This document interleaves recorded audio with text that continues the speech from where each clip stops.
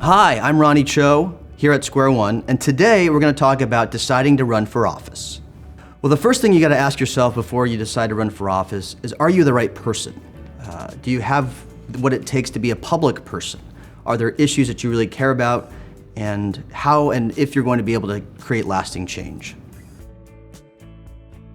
So one of the biggest considerations to make when you're deciding to run for office is whether or not you can afford it. These are expensive endeavors. You have to decide, are you able to take time off of work? Do you have a spouse or a partner who can help financially? Do you have kids that you need to take care of, a family, a mortgage? All of these things are serious considerations because campaigning is a full-time job in and of itself. One of the other things to think about when you're running for office is where you're actually running. And so ideally you have some familiarity with the area, you're born and raised there, you're raising a family, you live there for many years, you recognize the issues that are impacting the community. Those are the kind of the main issues that you want to focus on. What is impacting the folks who live there? Is it jobs? Is it the economy, climate, gun violence, healthcare, poverty, these kinds of things that drew you to decide to run for office? You should have some knowledge about what those issues are in order to have some credibility as a candidate. You know, when you're deciding about what office to run for, I think the most important thing to recognize is that not all the change that you want to enact happens at the highest levels. Every president will tell you that the most impactful offices that you could possibly run for are oftentimes at the very local level. So if you care about affordable housing, there's very little at the very, very highest levels of power can do for your particular neighborhood. When you're looking at the issues that you really care about, the issues that are motivating you to consider running for office, figure out which office has the most influence on impacting that particular issue.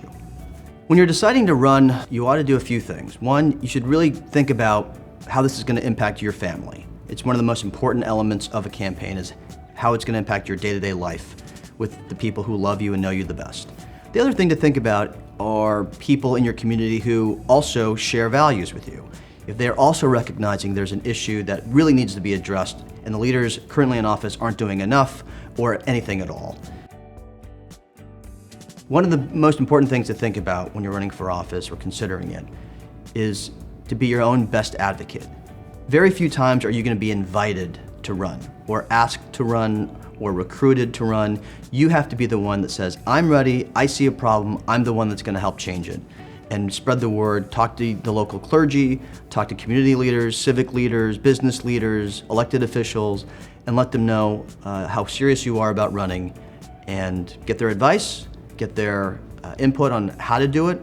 Ignore some of their advice. If it's discouraging, don't be discouraged. It's a very difficult thing to think about and an endeavor to pursue, but just follow your gut. But you have to be the one that sells yourself before expecting anyone else to believe in you. Once you've decided to do it, that's really in some ways the biggest hurdle.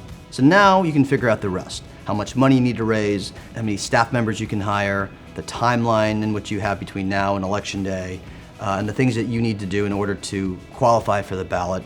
There are a few things like that to consider. All of those come with their own challenges, but the first thing to think about is that you decided to run for office. That's a huge thing in and of itself.